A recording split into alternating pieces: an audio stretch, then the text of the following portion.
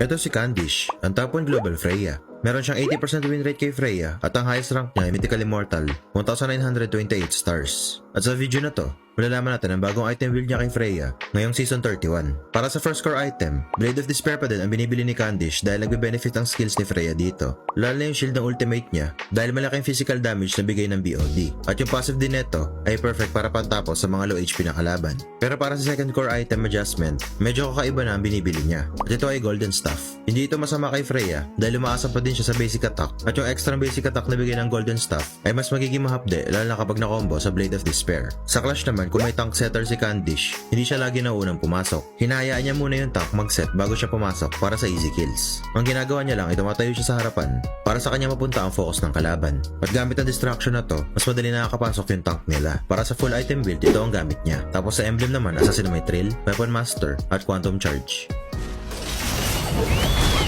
I understand.